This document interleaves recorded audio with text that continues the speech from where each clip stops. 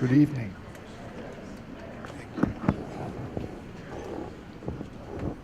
Thank you each one for choosing to be here this evening.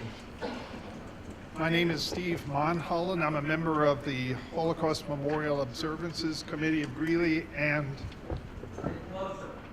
Northern Colorado. Each of us has a name, hopefully chosen with anticipation, given with love, nurtured with trust. Each of us is known increasingly by our name as layer upon layer of life deepens the mystery of who we are.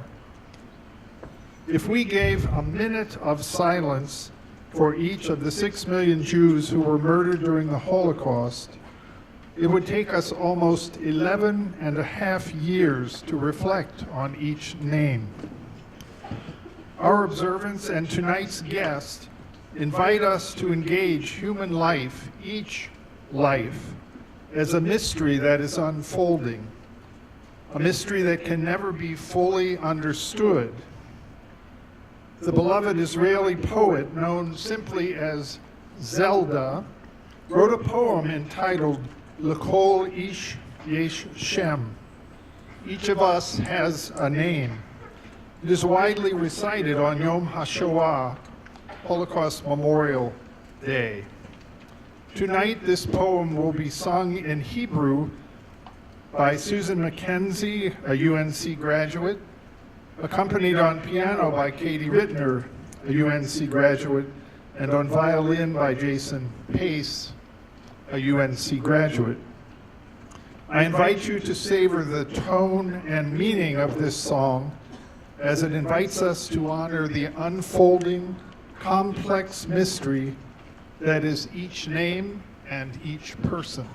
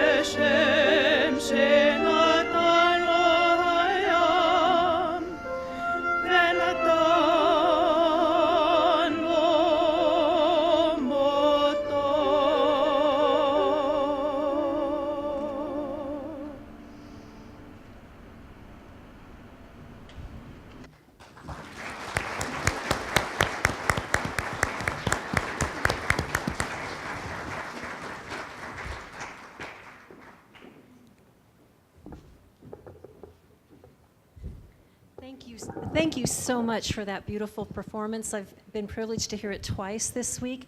One of the most beautiful pieces of music. Thank you for rendering it so beautifully.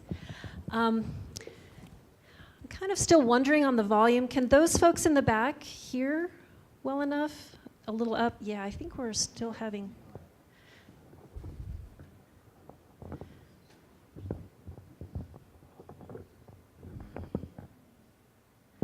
Well, I will just try and raise my voice, which is what we all should do in this era.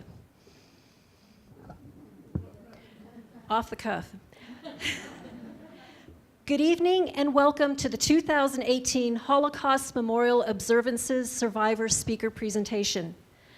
My name is Chris Gamer, and I am honored to be the current chair of the Holocaust Memorial Observances Committee, a committee that has been bringing Holocaust memorial observances to Greeley and the surrounding communities of the Front Range for over 35 years. I am also very honored to introduce you to our survivor speaker, Dr. Alfred Münzer. In the very brief moments I have spent with Dr. Munzur, there emerges a singular quality which unites him with many of the other survivor speakers we have been fortunate to host over the years. That quality is an amazing generosity of spirit that transcends rancor or bitterness and which is instead dedicated to overcoming hate and bigotry in today's very broken world. There is a concept in Judaism, tikkun olam, which in Hebrew means world repair, and connotes social action and the pursuit of social justice. Dr. Alfred Münzer and others like him bearing witness to the atrocities of the Holocaust are the living embodiment of that concept. We are incredibly grateful to have him share his story with us this evening, and we hope you are inspired by his example to stand up against hatred and injustice. So please, let's give a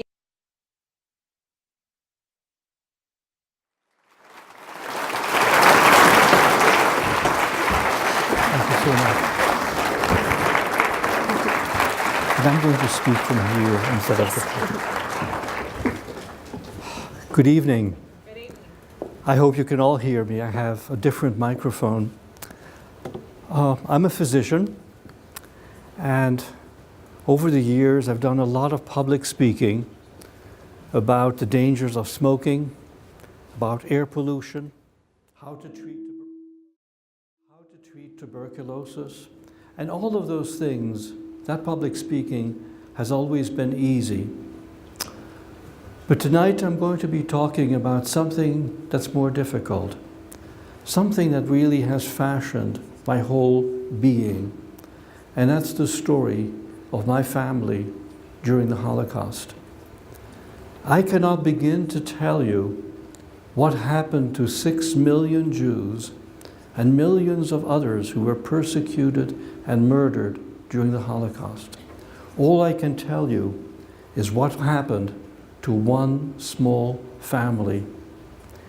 But multiply that family 1,000,000 times over to get a feel of what the Holocaust was really about and why it is so important for us to bear witness and to try to learn some lessons from that terrible, terrible tragedy.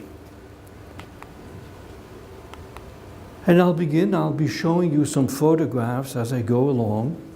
And this is a photograph that I very often show to young kids when I talk to them, students. And I ask them, whether they can guess this woman's nationality, what they see in this photograph. And I'll tell you, this is a woman born in Indonesia who's holding a little child. This woman came to Holland. Indonesia was a Dutch colony, and in the early 1900s, this woman from a very, very poor background in Indonesia came to Holland as an immigrant to work in an Indonesian restaurant. And since she was completely illiterate, didn't speak the Dutch language, the only job she could get was to work in a kitchen. And then this woman is holding a little baby. Are you? Better? She's holding. Put it up. Oops. I have two microphones. Can you hear me better now? Is that better? Okay. And so this woman is holding a little baby, and the question always arises, who is the baby? In actual fact, that little baby is me.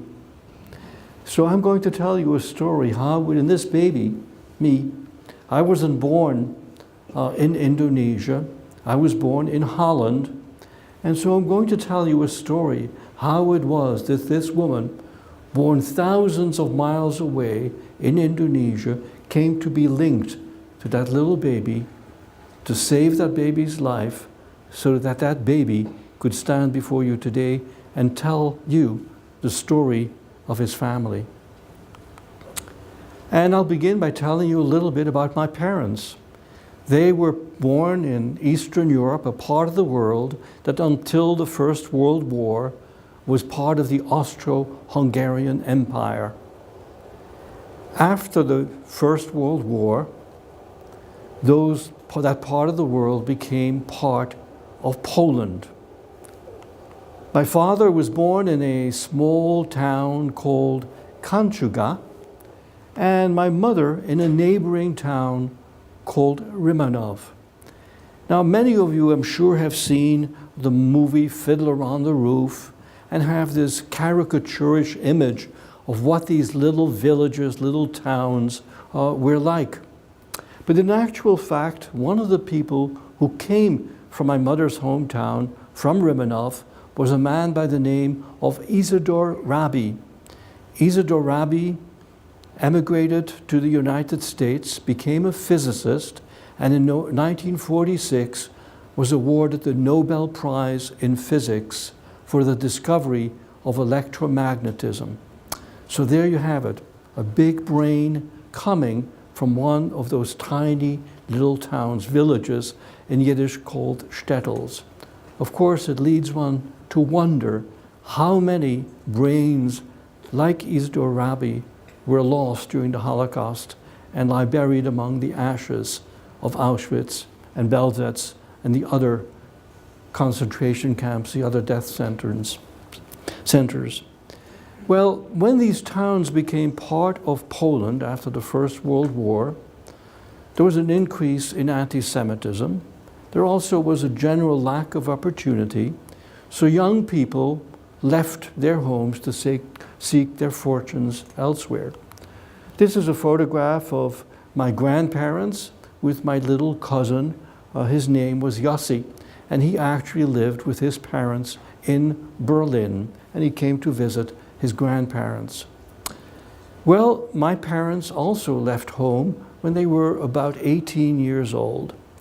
My father went directly to the Netherlands, to Holland, and where he started a men's clothing business in The Hague. My mother, on the other hand, decided to go to Berlin and join her older siblings there. Berlin was really the go-to city for people who wanted to have a better life, who wanted to advance themselves, get more of an education. My mother arrived in Berlin in the 1920s, just about the same time that Adolf Hitler's infamous book, Mein Kampf, My Struggle, was being published. It's a book which he had written while he was imprisoned after trying to gain power through revolutionary means. And it's a book in which he sets forth his whole racist ideology, directed specifically, especially towards Jews or any foreign elements that he felt Germany ought to rid itself of. But, you know, my mother was only 18 years old. She wasn't interested in politics, and she certainly wasn't interested in reading Adolf Hitler's book. She was much more interested in playing with her two little nephews. my little cousin Norbert on the left, and my cousin Yossi, the one you met earlier, on the right, and sitting behind them, my Aunt Helen, Norbert's mother. And we'll talk more about them a little bit later. Well, my mother remained in Germany until the end of 1932. Then, at the end of December 1932, she joined my father in Holland, and that's where they were married. Now, December 1932 is almost the exact time that Adolf Hitler approached the aging president of Germany, Paul von Hindenburg, general during the First World War, very much decorated, a hero in Germany. He approached him and asked to be made Chancellor of Germany. Now, Paul von Hindenburg did not have any great use for the Nazis, and he felt initially that he could contain the Nazis by giving them a minority government. But that only lasted a few months, because in a few months, Adolf Hitler was made really the dictator or Führer of Germany. And that really begins the Nazi era, just about the same time as my parents were married in neighboring Holland. Well, Jews had lived in Holland for hundreds of years. They were totally integrated into all segments of Dutch society, the arts, medicine, science, business. And so they've made a lot of friends, most of them, in fact, not Jewish. And in July 1936, they celebrated the birth of their first child. That was my sister, Eva. July 1936 is almost the exact time as the infamous Berlin Olympics, which Adolf Hitler tried to turn into an instrument of Nazi propaganda. But again, in Holland, people felt safe, and they really did not pay too much attention to what was happening in Germany, although already there were restrictions on the family that lived in Berlin in terms of coming to visit my parents and celebrate this happy occasion of the birth of their first child. Here's another picture of my sister Eva, taken when she was about 6 months old. The next major turning point in the history of the Holocaust occurred during the night of November 9th, 10th, 1938. That's when the full fury of anti-Semitism was unleashed, and hundreds of synagogues were destroyed, and thousands of Jewish businesses were plundered. It's a night that's called in German Kristallnacht, or in English, the night of broken glass. And of course, it was a signal for the last remaining Jews who could possibly get away from Germany to try and leave. There were very, very few countries that were willing to take in Jewish refugees. There had been a conference a few months earlier in Evian, which was actually called by President Roosevelt to try to solve the refugee crisis. I translated some diaries written by people who worked in the restaurant, in the hotel where the conference was held, rather. And this writer wrote, he said, you know, the conference has been very successful. The guests and the delegates are having a wonderful time. They're going boating, they're going horseback riding, and, you know, that was his view of what was happening. And in actual fact, nothing was accomplished at that conference. But there were very few countries that were still willing to take in Jewish refugees, and one of them was Bolivia.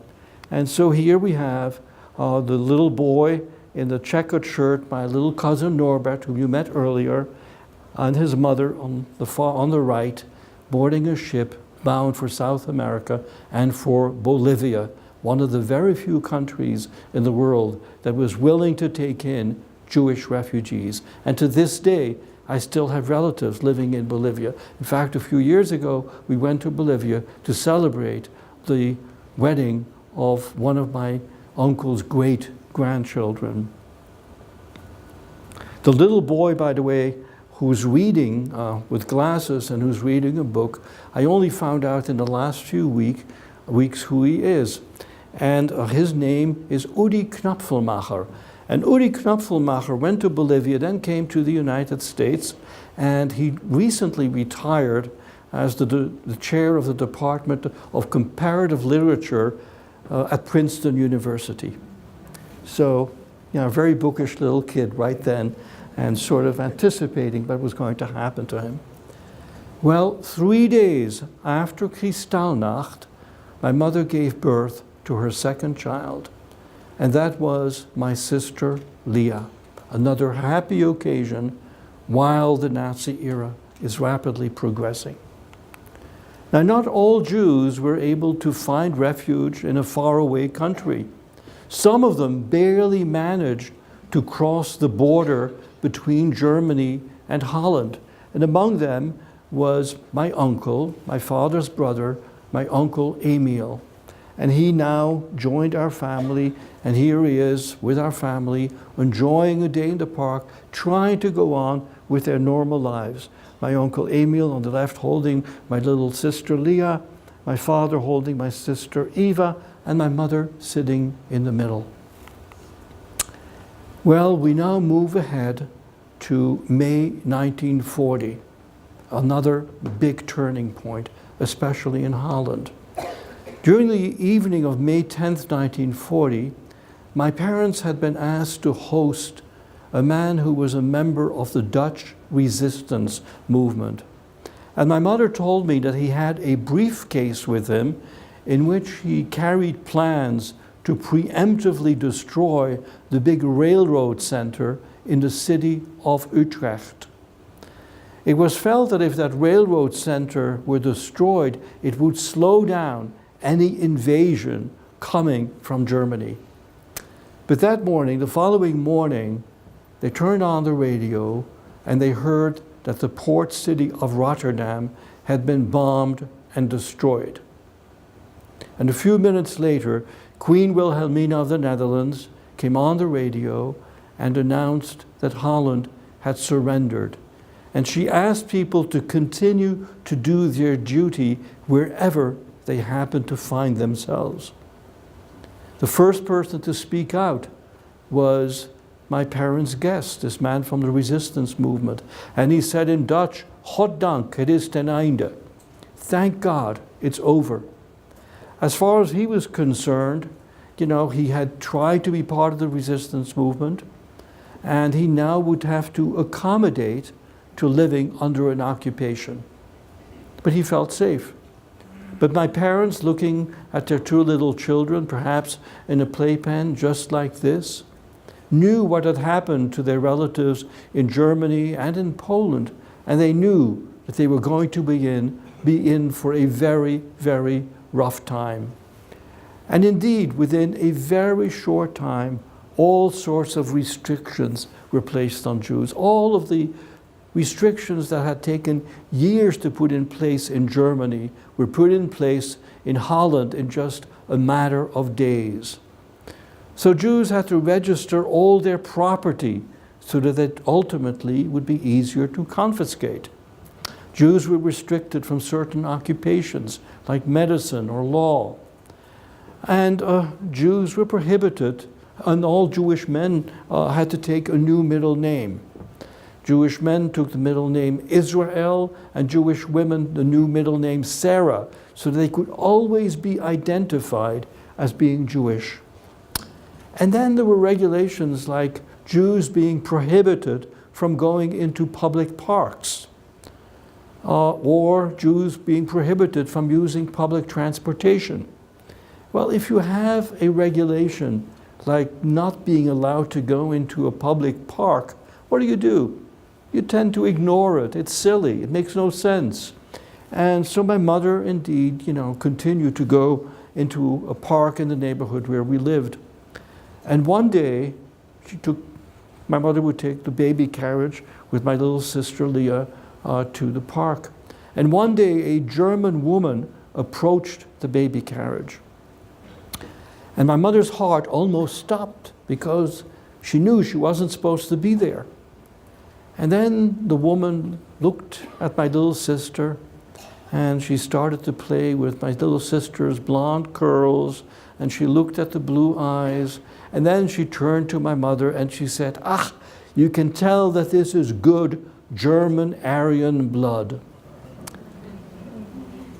All part of the racist ideology, the crazy racist ideology of the Nazis. Well, my mother thanked the woman and of course went home and never went back into that park again.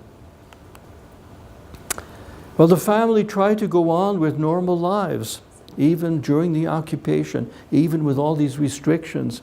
And so for my mother's birthday, photographs were taken of the family, my two little sisters. This is what a selfie looked like in the 1930s. And my little sister Eva doing a little dance for the photographer. Well, we are now in early 1941, and that's when my mother found out that she was pregnant again. She consulted her obstetrician, who told her in no uncertain terms to have an abortion. He told her that it would be immoral to bring another Jewish life into the world. Now, my mother wasn't particularly religious at the time, but she took advice at that time from the Bible. She read the story of Hannah, a woman you might recall who was desperate to have a child and would go to the temple every year and pray that she might conceive. And she made this pledge, if the Almighty will give me a child, I will give that child to the service of God all of the days of his life. And it was in reading of Hannah's agonizing desire to have a child that my mother decided she could not possibly have an abortion. Her obstetrician fired her as a patient, and so November 23rd, 1941, I was born at home with the help of a nurse. And this brought about another dilemma in Jewish life, because traditionally Jewish male babies are circumcised when they are 8 days old. It's a ceremony that goes all the way back to the days of Abraham. And my parents' friends said, don't have him circumcised. It will identify him as being Jewish. Well, this time the answer to their dilemma came in the form of a worried look on the face of a pediatrician who had just examined me. And my father turned to the pediatrician and asked, is there something wrong with the baby? And the pediatrician smiled and said, no, it's just that your son needs a minor operation that we call a circumcision. And so indeed, 8 days later, our family gathered in our living room, and you can barely make out my little sisters and my father with them to observe this first milestone in a Jewish life. Probably the very last, or one of the very last, such celebrations in Holland, in The Hague. And here I am, somewhere on this pillow as well. What makes these photographs very special is that they're only about 1 by 1.5 inch in size. And that my mother was to keep those two little photographs hidden on her body through her subsequent stay in 12 concentration camps. She developed this superstition that if she ever lost those photographs, it would mean that I had been killed. Fortunately, my mother survived, the photographs survived, and I survived. And the photographs, of course, are so valuable, so special, so fragile, that I did not want to keep them in the house, and they are now part of the collection of the U.S. Holocaust Memorial Museum. Well, here's a photograph of me with my two little sisters, the photograph that you may have seen this morning in the newspaper. And I'm probably about 8 months old in this photograph. And this is a time when Jewish men were getting notices to report for labor duty, including my father. And that meant being sent to a concentration camp in Holland, knowing full well that there was then the possibility of being sent much, much further on to concentration camps in Poland. And so it was a signal to the family to go into hiding. The first person, now, I'm sure all of you are familiar with the story of Anne Frank. And Anne Frank's family, you may remember, all went into hiding as one family unit in the famous attic in Amsterdam. But my family decided on something else. They wanted to make sure that if one person was discovered, at least the others might survive. And so they decided to split up the family and hide in different places. The first one to go into hiding was my father. He pretended to commit an act of suicide, and that gained him admission to a psychiatric hospital. The next ones to be placed were my two little sisters. A very devout Catholic woman told her priest that she had a dream in which the Virgin told her to take Jewish children into hiding. The priest told my parents' neighbors, the neighbors told my parents, and so my parents, my mother, of course, who was then alone, entrusted my two little sisters to that very devout Catholic woman.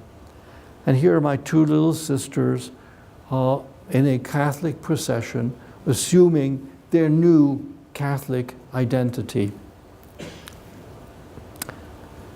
This left me, my mother, alone with me in the house. One of the most frightening periods, my mother told me, that she had ever experienced. She was so afraid that the doorbell might ring and that a Nazi officer might come into the house. She was so afraid that she put some cloth around the clapper of the doorbell so that it would be dampened, so that she wouldn't hear that frightful sound of the doorbell. And then she told me she spent the entire night sitting on the stairs watching the doorbell, the clapper, to see if it moved. And finally, my mother found a place for me to be hidden. And that was a neighbor across from where we lived. And her name was Annie Madna. And at that point, my mother closed the house where we had been living for the last time, and she joined my father in the same psychiatric hospital where he was hidden, in her case, pretending to be a nurse's assistant. Well, Annie Madna was a woman who had had many bad run-ins with the Nazis. And so she got scared. And she passed me on finally to a sister. It turned out that the sister had a neighbor who was a member of the Dutch Nazi Party. Holland had the second largest party in Europe, second only to Germany. And so she got scared. She was afraid that this man might hear a little baby crying and that he would become aware of a little child that did not belong into the household. So she sent me back to Annie Madna. And finally, Annie Madna decided to pass me on to her ex-husband. She had been married and she had had 3 children with that man, and he was a man born in Indonesia. And his name was Tole Madna. He too had come to Holland in the early 1900s, emigrating from Indonesia to the mother country, Holland, to seek greater opportunities. He was fairly well educated, and he ended up being a manager of an Indonesian restaurant. His mother, actually very shortly after their arrival in Holland, left back for Indonesia because she felt the climate was much too cold for her. So, he stayed alone. He remained alone in The Hague, in Holland.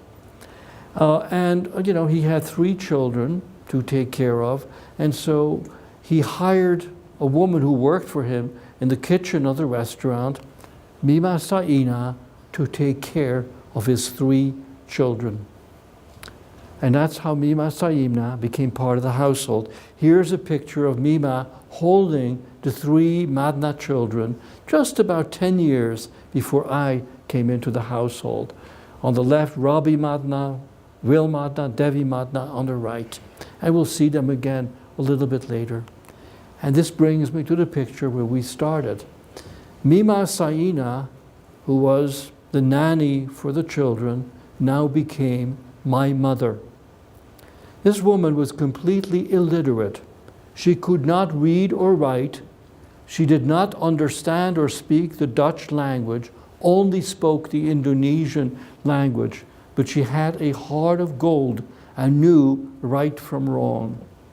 And so she is the one who really now became my mother. She would walk miles every day just to get milk for me, because I was in the house illegally, so there were no ration coupons to get any kind of food for me. A few years ago, when I was in Holland, a woman wagged her finger at me and said, "You know, you used to drink my milk." And I asked her, "What do you mean?" And she said, "Well, all children during the war years were given a small bottle of milk in school. And my mother told me to save half that little bottle for the baby next door. And you were the baby next door." So here you have it. A little girl, 7 or 8 years old, already being taught to save a human life. I'm told that I slept in Mima's bed and she kept a knife under her pillow, vowing to kill any Nazi who might try to come and get me. But the memories that I have of being with the Madna family are really happy ones. Oh yes, I do remember having to go hide in a closet once in a while. And that's when the house was being searched.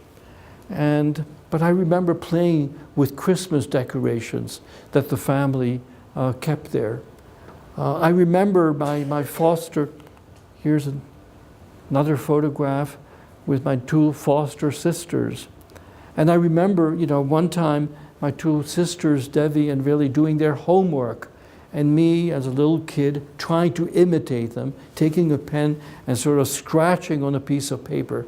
And they started to laugh. And I will never forget how angry I got at them because they were laughing at me. Again, one of those few memories that I have of that period. Well, Jewish children who were placed in hiding were given a new name. And in this photograph, Devi Madna is in the middle, Will Madna on the left, and Papa Madna on the right, and Mima, of course, holding me. And then there's the little dog. Well, I was given the new name Bobby, and to this day, when I talk to any of the Madna family members, I still call me Bobby. For many, many years, I thought I was called Bobby after the little dog. The theory being that if neighbors heard Bobby being called, they would think, well, they're just calling the dog. Well, about 2 years ago, I got together with Devi Madna. She's now 88 years old. And I told her the story. And she started to laugh. And she said, "No," she said, "you're wrong. The dog's name wasn't Bobby. The dog's name was Teddy." So there went, the whole theory. And the fact is, I was probably called Bobby after the 3rd Madna child, the one in the middle, standing behind me, and that was Robbie Madna. Robbie Madna eventually became a very famous jazz musician, was head of the Netherlands Jazz Orchestra. And Robbie and Bobby are very close, so the same theory, people thinking that Robbie was being called when in fact they were calling me. Now, I wasn't allowed out of the house at all. I wasn't even allowed to come close to a window for fear that people might look in and see a strange child that did not belong there. And the only view that I had of the outside world was looking through a mail slot. But there were two little kids, these little kids in the photograph, who were allowed to come into the house and play with me. And the reason that these little kids were trusted was that their parents were German, but German communists who had moved to Holland. And because they were communists, they were very staunch anti-Nazis at the time, and therefore they were trusted to come and play with me.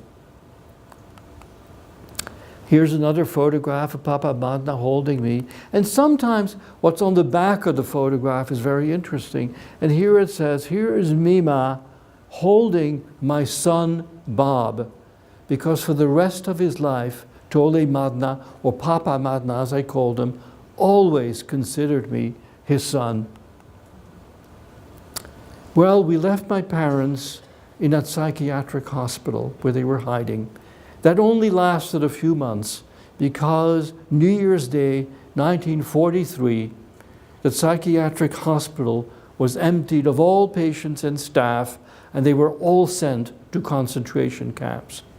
First to Westerbork in northern Holland, and then to a camp called Vught in the southern part of Holland. And that's where my parents were assigned to do slave labor for the Philips Electronics company. My mother and my parents, both of them, but especially my mother, learned through the grapevine that one essential element for the German war effort was assembling radio tubes.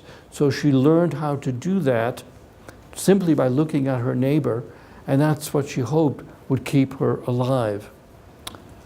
My mother told me that while she was in that second camp called Vught, working for Philips Electronics, one morning, all of the prisoners had to form a lineup, and they were addressed by a very high German official, Hitler's second in command, Heinrich Himmler. And my mother told me that Himmler exhorted them to continue to work for the success of the Reich. He told them that as long as they kept working for the success of the Reich, nothing bad was ever going to happen to them. Well, my mother told me that while he was speaking, way off in the distance, she saw the spire of a small church. And she said it would be so wonderful if at that moment peace were to break out and she could simply run to that church, fall on her knees, and thank God for having been freed. She didn't care whether it was a church, a synagogue, or a mosque, just a place where she could thank God for having been liberated. But that wasn't to be. And Himmler did not keep his promise, and 3 months later, all of the prisoners, all of the inmates in this camp in Vught were sent on to Auschwitz, including my parents. And it was in Auschwitz that my parents were separated. My father remained in Auschwitz for about 6 months, and my mother was sent on somewhat further north to a place called Reichenbach, where she was assigned to work for another electronics factory, Telefunken, now called Siemens. And while at that factory, my mother took heart, and because she worked alongside German soldiers who had been repatriated from the Eastern Front because they had been severely injured and were no longer fit for military duty. Very often they were minus an arm or a leg. And these men had become so anti-Hitler that they did everything possible to sabotage the workings of the factory. So she said they would take parts that they were working on and throw them over their shoulders and said, this one is for Hitler, this one is for Goering. Everything possible to sabotage the workings of the factory. And my mother, this encouraged my mother to start her own little acts of sabotage. So she would spend a whole day, she told me, assembling one small radio tube.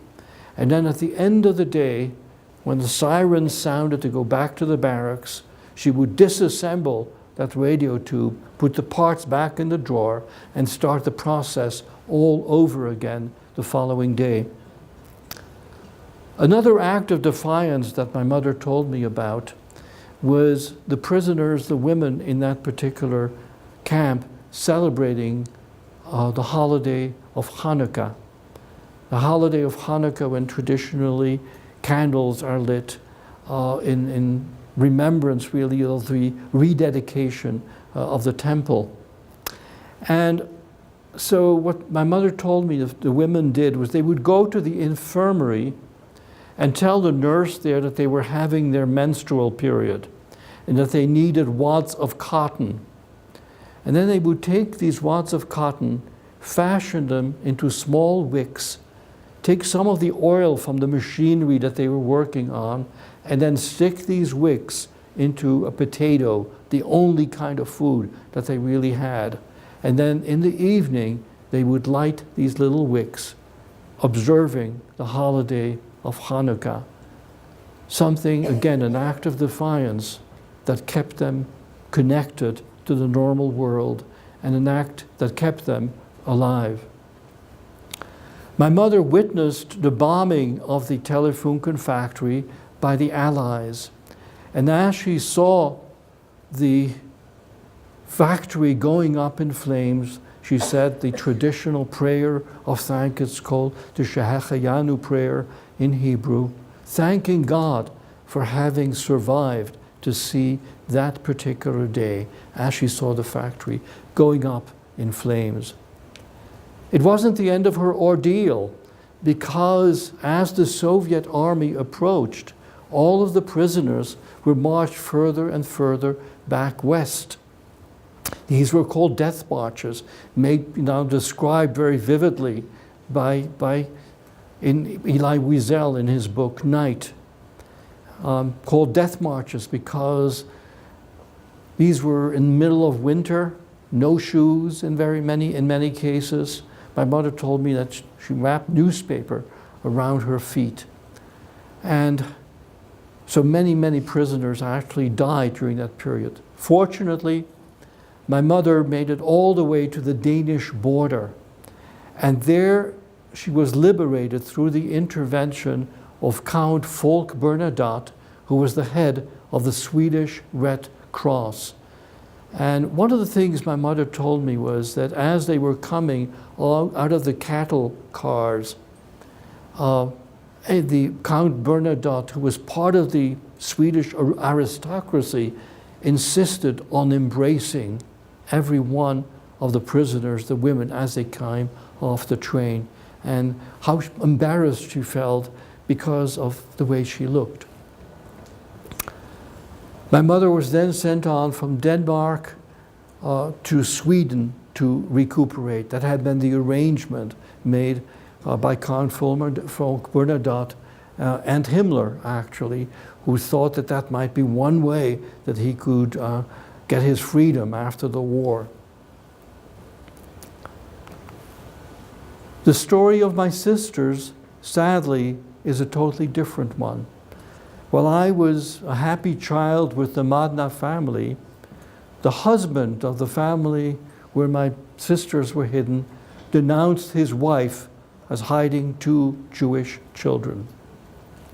His wife was put in prison, and my 2 sisters were taken immediately to Auschwitz, where they were immediately sent to a gas chamber and killed, and they were only 6 and 8 years old at the time. This is page 137 of all of the people deported from Holland to Auschwitz. And sort of in the yellow square, you can see one of my little sisters with her assumed name Annie, and then the other one down here with her new name Maria. And then right next to Annie Madna, actually happens to be my younger sister, the one who, Leah Munzer, is Emil, spelled in the Dutch way. That's my uncle Emil. And just in the last 2 weeks, I spoke to a researcher at the U.S. Holocaust Memorial Museum. Prisoners who arrived in Auschwitz and who were destined for slave labor were very carefully registered. And there was no registration form for Emil. And so I asked the researcher why it was that Emil might have been selected to be killed instead of being assigned to do slave labor. And he told me that in all likelihood, Emil was aware that my two little sisters were there. And I knew that he was very, very fond of them. And so he remained with my two sisters to protect them. And that's why he was killed alongside with my sisters. One of the many new facts that just keep on coming out as the story keeps on developing. This is a death certificate issued by the Red Cross for one of my sisters, indicating she was killed February 11th, 1944. So I really never knew my sisters at all. In August 1945 is when I was reunited with my mother. And that's the very first clear memory that I have. I remember being asleep in one of the back rooms of the house, and my foster sister, Devi Madna, coming to get me, wake me up, and carry me into the living room. And I was cranky, unhappy that I had been awakened, and so they did what you do with a crying child, pass it from one lap to the next. And what I remember was that there was one lap I refused to sit in. One woman I kept pushing away, and that was my own mother, because she was a complete stranger to me. And my mother realized that it would be very, very difficult to separate me from Mima. So my mother decided that while she went out looking for work, Mima would continue to take care of me. And my mother told me that one evening, just to get me used to being alone with her, she gave Mima a ticket to go see a movie, a novelty after the war years. And so Mima left the house, but then she came back about 5 minutes later, and she wagged her finger at my mother, and she said, "Don't hit him," because that's how protective Mima was of me, that she did not even trust my own mother to take care of me. Well, that only lasted about 3 months, because in October 1945, Mima had a cerebral hemorrhage and passed away. And so I have very, very few memories of Mima Saina. All I remember is visiting her grave with Papa Matna. And I did that so many times that many, many years later, when I came back to Holland for a visit and Papa Matna took me to the cemetery, I was immediately able to find her grave because I had been there so many times before. It was also, I might say, the final resting place for one. Papa Matna kept canaries, and he was very, very fond of one canary especially. And when that canary died, we had a little burial ceremony in a cigar box, which I very vividly remember. And then we carried the cigar box to Mima's grave, and that's where the canary was buried as well. I haven't told you yet what happened to my father. He was, as I said before, in Auschwitz, where he remained for about 6 months. And this is, again, a little piece of paper that I discovered fairly recently at the U.S. Holocaust Memorial Museum. It comes from the archives called the International Tracing Service. And on top it has his number as a prisoner, 175442. No name, that's left blank. Then a date, April 24th, 1944. And then it says, entitled to premium salary. So I asked the researcher, what do you mean? Did my father earn a salary? And the researcher told me that all of the prisoners doing slave labor earned a salary that had to be paid by the factory that employed them. But that salary wasn't paid to them, it was paid to the Nazis. All part of this tremendous bureaucracy that was put in place just to kill people. Well, my father, as I said, remained in Auschwitz for 6 months, and he was then transferred to a camp called Mauthausen. And that's probably also because the Soviet army was approaching and ready to liberate Auschwitz. And so he was sent on to Mauthausen, which is located in Austria.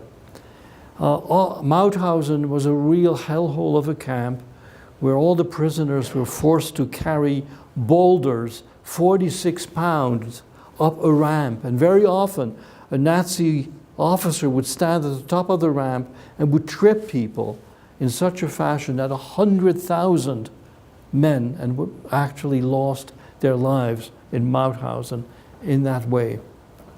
My father went on from Mauthausen to Gösen, to Steyr, to other concentration camps in Austria, and finally to a place called Ebensee, also in Austria.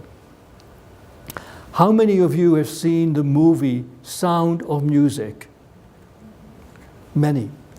Well, this is where the Sound of Music was filmed, and it's also the place where the Sound of Music takes place. It's one of the most beautiful spots in the world, and it's where there was this terrible concentration camp where the inmates worked in underground abandoned salt mines, assembling V-2 rockets for the German army. Terrible, terrible working conditions, virtually no food, and obviously many of them died in that fashion. My father survived to see liberation by the 80th US Army in May 1945. A few years ago, I met a nurse who had accompanied the 80th US Army to Ebensee. And it was an incredible experience to be talking to her about my father. But sadly, my father was so weakened, so ill, that he passed away 2 months later, and we were really never reconnected. He never saw his family again, and I never got to meet my father. I sometimes compare that to Moses looking at the promised land, seeing liberation by the army, by the US Army, seeing a future, and then being deprived of that and falling and becoming just another victim.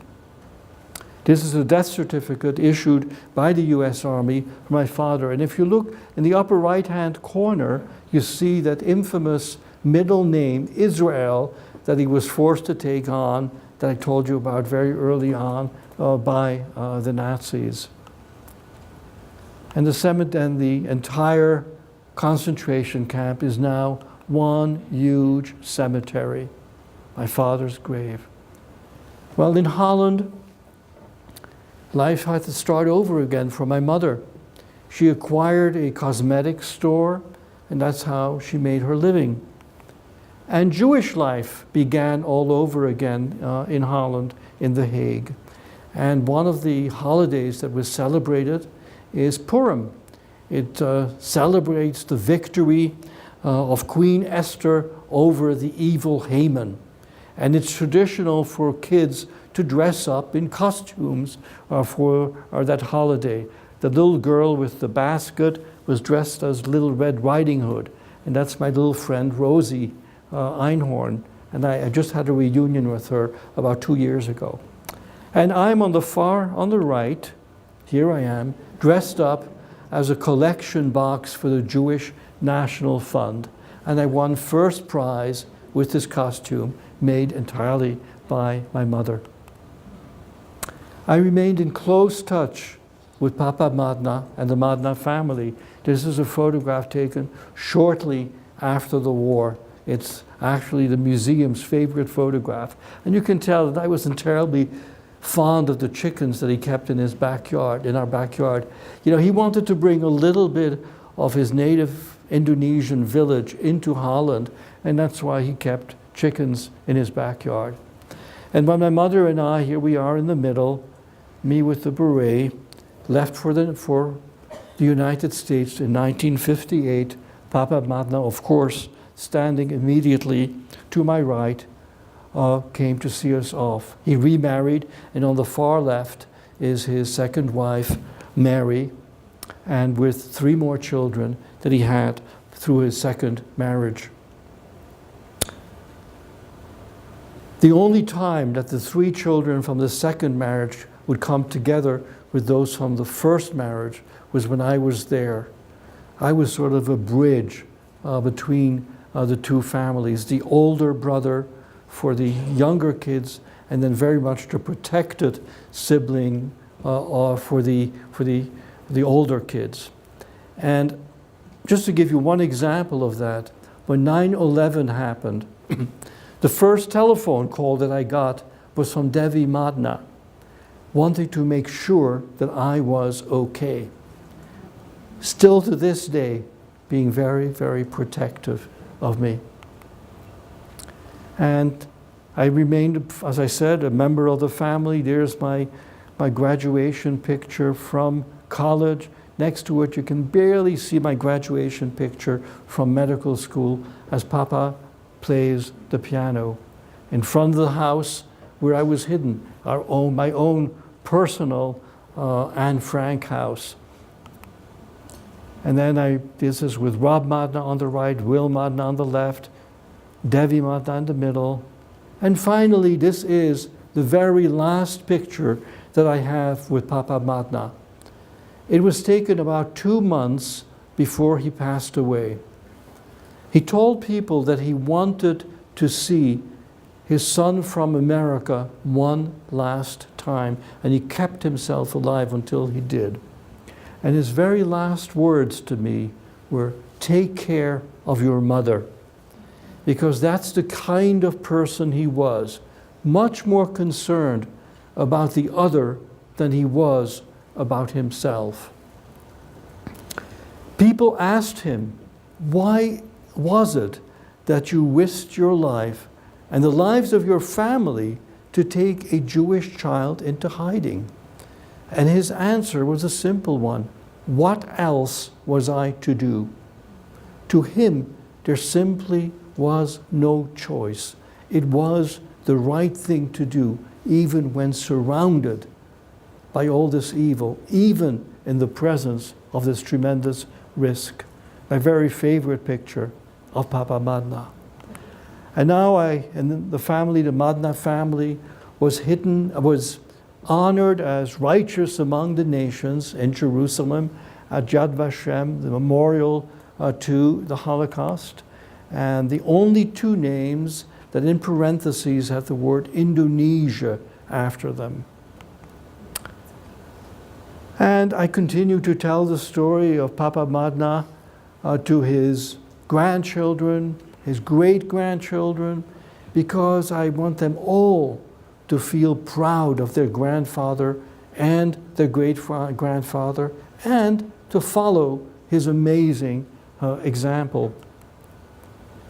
And then a few years ago, for the very first time, I had a chance to share the story with a group of students from Indonesia in the United States at Temple University.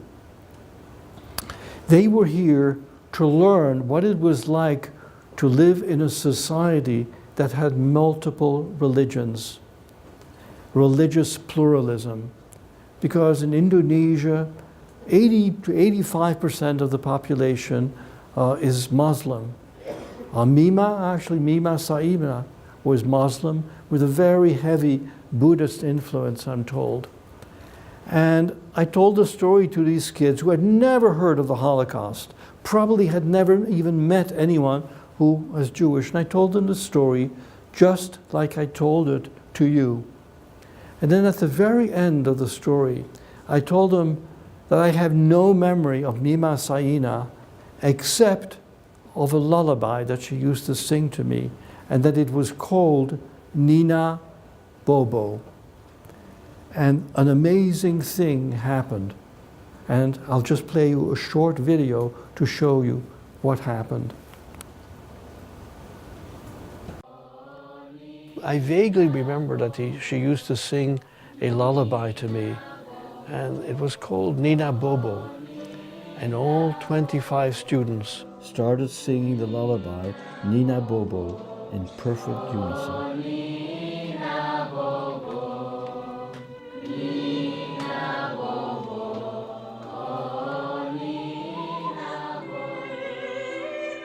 All these students from very, very different backgrounds came up to me, hugged me, kissed me, and said that we were all one family.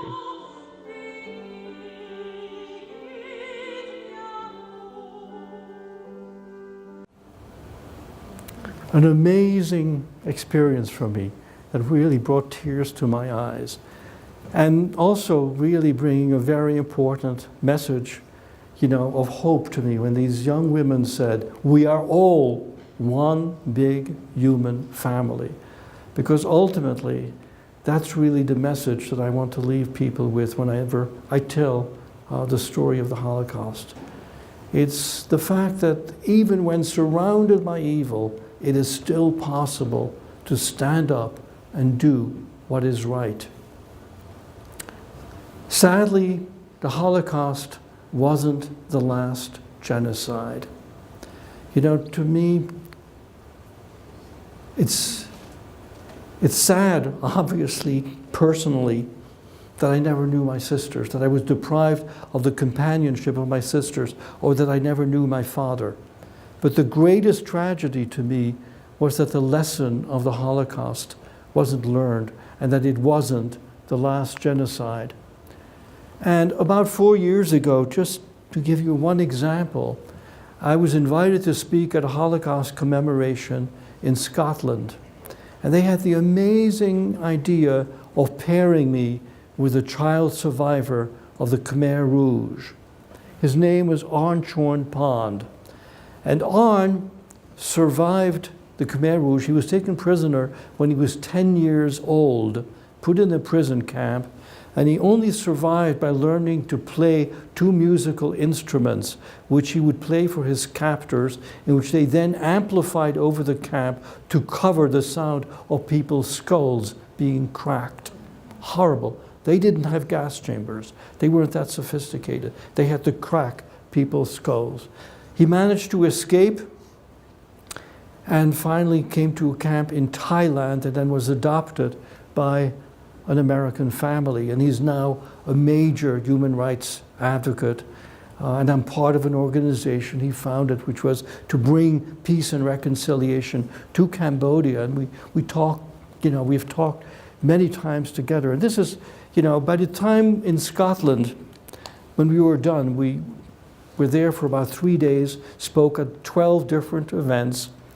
And by the end of the time, he started telling my story, and I started telling his story because of the bond that we formed through our common loss. And we remain very, very close friends. And sadly, of course, the Khmer Rouge, Cambodia, was not even the last genocide. And even today, of course, there are genocides taking place in Burma. And of course, what is happening in Syria is approaching a genocide as well. It makes it all the more important for all of us, especially for young people, to take to heart the lessons of the Holocaust. And I tell kids that it begins with bullying. It goes to prejudice, it goes to hate, which ultimately can lead to mass murder. And that's why we really have to stop at the very, very beginning and ban hate from our hearts completely. Thank you very much.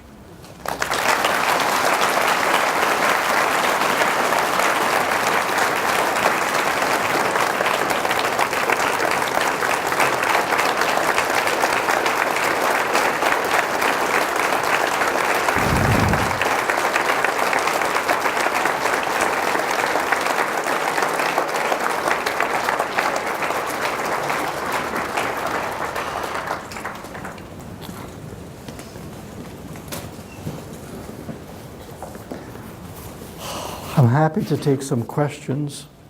We're going to put some mics out there. Okay, good.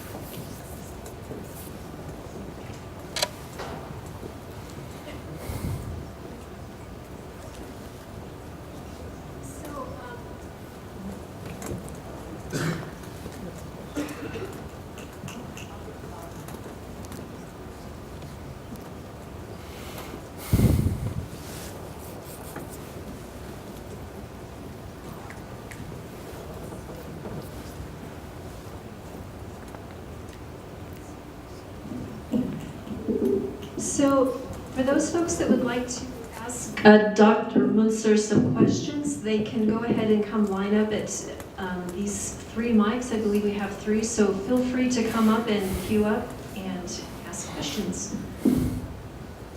He loves questions, and his stories are incredible around those questions, so please do. Don't be shy.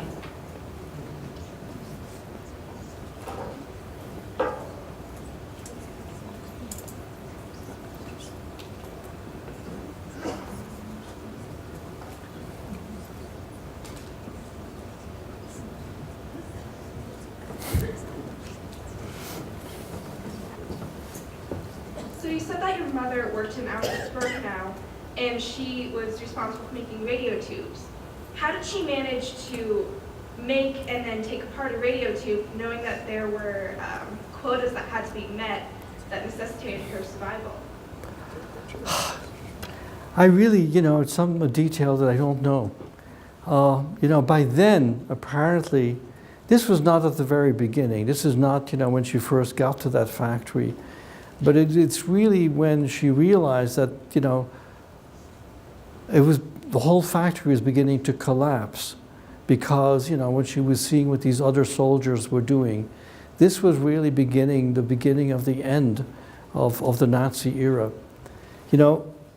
Before they were ever taken, my parents in June 1941, when Hitler invaded the Soviet Union, my father told my mother, well, this is the end of Adolf Hitler.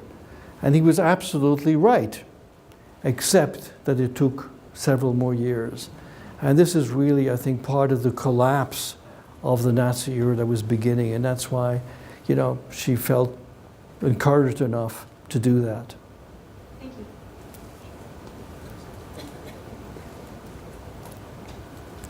One of the questions that people always ask me is, what was it like for me, after the Holocaust? How did I come to understand what had happened during that period? And I'll tell you that, as a 4 or 5 years old, I was surrounded by kids who had lost siblings, who had lost parents, and I thought that was completely normal. The other thing that I very vividly remember is that my mother's neighbor had saved my sister Eva's notebooks and where she could write at when she was only 6 years old. And she would show me this beautiful handwriting, and they would tell me how wonderful, how sweet my sister Leah was. And I grew up being jealous of my 2 little sisters, no understanding at all what had happened to them. And then I began to overhear people saying, well, such and such a person came back, and that person did not come back. And I began to comprehend that my sisters had gone somewhere and did not come back. And that was the first inkling that I had of what happened to them. I believe you mentioned you came to the United States in 1958, is that right? That's correct. I was 11 in 1958, just beginning to hear about the Holocaust. I was curious as to how your education in the United States progress from that point? How did you learn English so well? And what happened to you after you got here? Sure. Well, I attended high school in New York City for 1 year. That was Yeshiva University High School for 1 year. And I had to take all of the New York State Regents exams in 1 year, and so it forced me to learn English very quickly. In fact, I had a reunion, high school reunion a few years back, and people pointed to me and said, the French kid, because we had moved from Holland to Belgium and then to France, so I spoke French fluently, and they called me the French kid.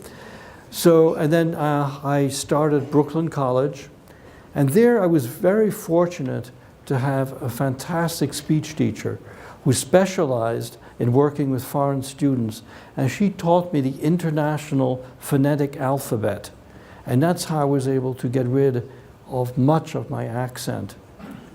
I used to say angel instead of angel, for example. So using the alphabet is how I learned to speak proper English.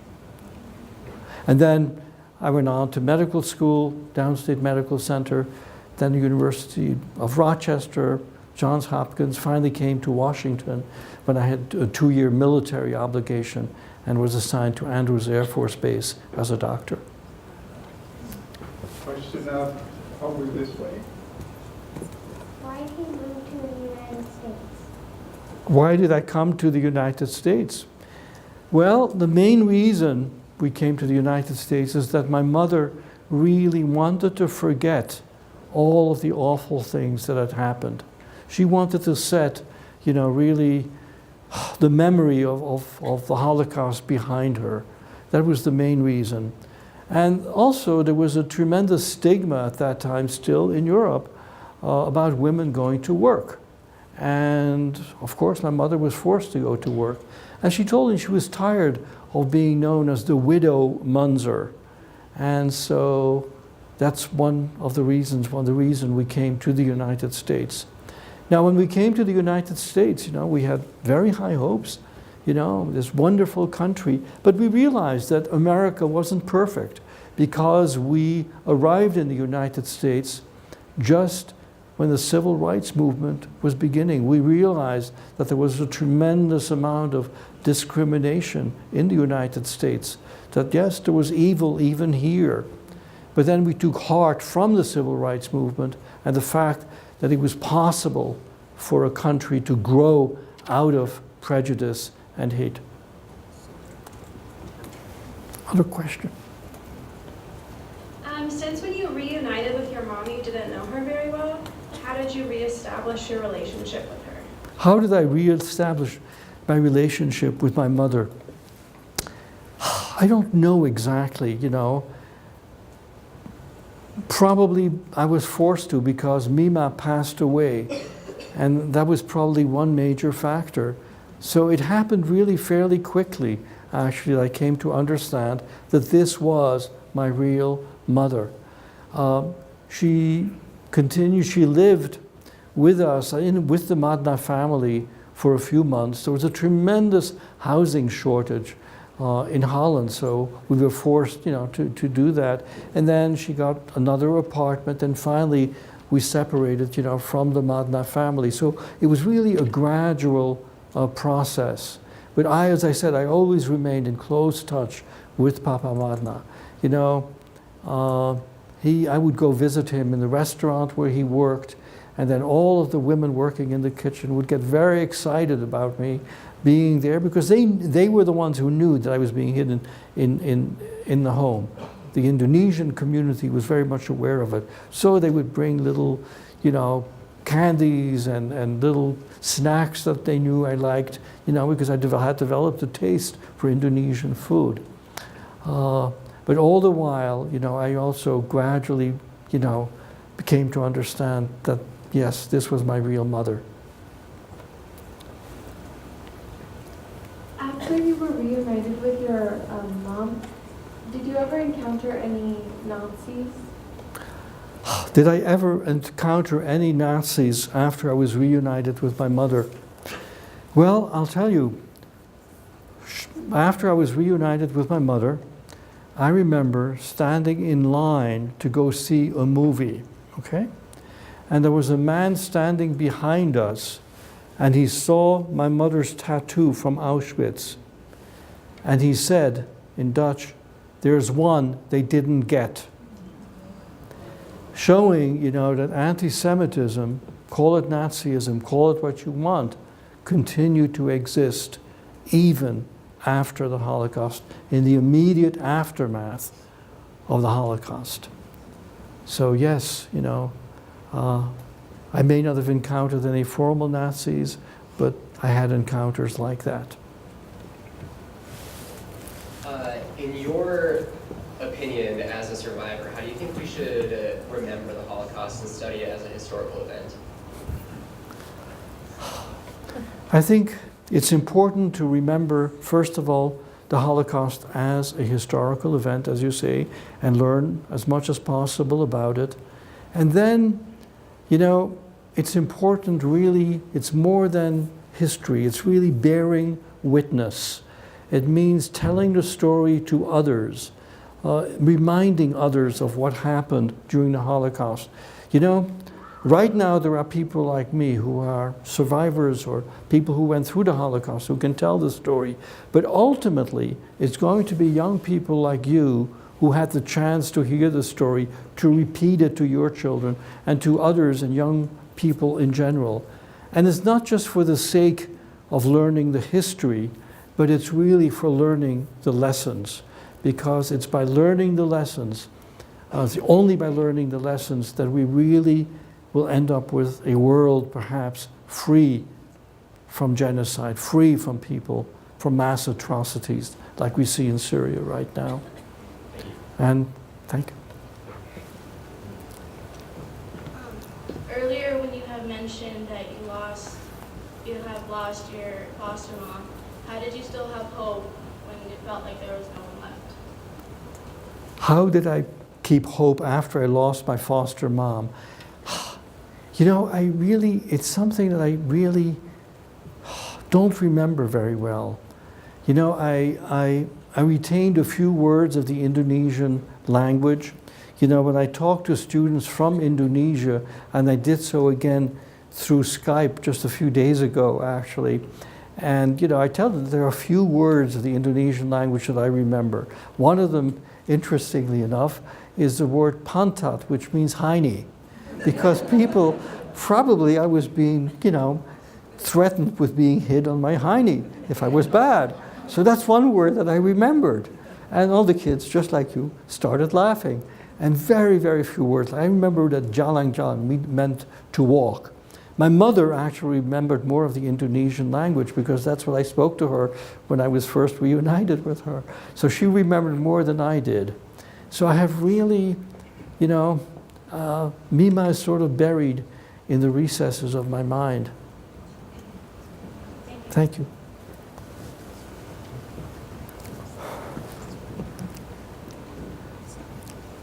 When did you start sharing your story to other people? When did I start sharing the story with other people? All these good questions. Quite a long time ago, there was a television series called Holocaust. And I think this was in the 1970s sometime. And right after that television series is when I sat down with my mother. She had told me bits and pieces. She had shown me, she had a big box of photographs. You just saw a sample of those photographs. And I had asked her to tell me about all the people in the box of photographs. But then at that point, I started to get it organized. I took out a big map of Europe, and I asked her to tell me exactly what concentration camps she had been in, all 12. I didn't name all of them today. And put the whole story, beginning to put the whole story together. And then the first time that I ever told the story in a somewhat longer version than tonight actually was about 35 years ago. That's when it all came together after that television series. Some friends of mine invited me to a retreat at Georgetown University where people were telling family stories, and I was invited to tell mine, and that's how it all started. When you first moved to America, where did you first live? Where did I first live? We came to the United States and came to Brooklyn, New York. And the reason for that was because we joined a friend of my mother's, a woman who had been through the concentration camps all along with my mother. In fact, this woman, her name was Hella Vanderpool, and I remembered her when she and her family were still living in Holland. They were living in an attic. There was no housing to be gotten in Holland. So I remember walking across fields of rubble because part of the city had been bombed out, and going to this apartment, this little apartment in an attic, visiting Hella Vanderpool and her husband and their newborn child. And I remember celebrating there with them, this wonderful feeling of being with friends under these poor circumstances. Well, anyway, that family actually came to the United States in 1948, and then when we came 10 years later in 1958, we joined them. And I'll tell you, the very first question that I was asked when by then she had 2 kids, and the very first question those 2 little boys asked me as I was coming out of the taxi with my mother from the taxi that had taken us from the ship, from Hoboken, and the very first question they had, Yankees or Dodgers?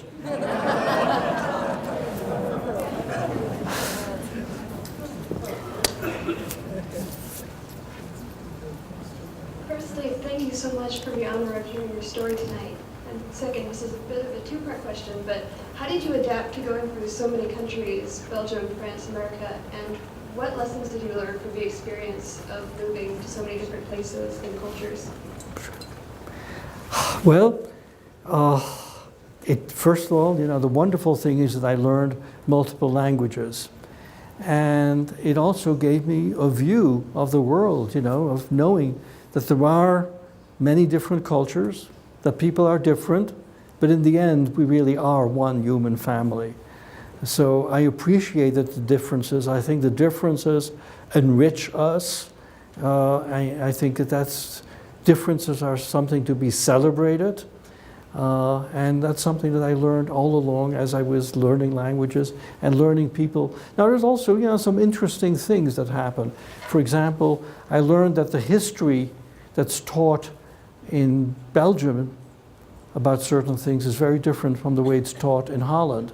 In Belgium, they teach about the history of the Congo as being a beautiful experience, when we now know that it was a horrible, horrible colonial regime. Same thing is true in Holland. They teach about Indonesia as if, there was the most benevolent type of occupation, colonialism, when in actual fact it wasn't. So I also began to appreciate and to judge, what I was learning in different countries, and that the fact that there is always a certain amount of bias that you have to look beyond and eliminate.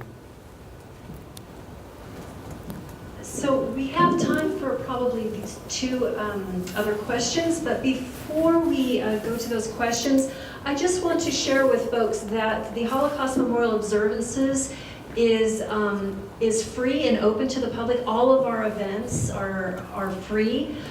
So this is where I pitch, if you feel very benevolent in your heart, to make a donation to the Holocaust Memorial Observances. We are funded completely through donations. So we would be very grateful if you would like to make a donation on your way out. So that will ensure that we can continue bringing wonderful speakers like Dr. Munzur. So we will go ahead and go to these 2 questions. And I just gotta say, I am totally encouraged and bowled over to see so many students here this evening. I'm very encouraged. So thank you for coming tonight.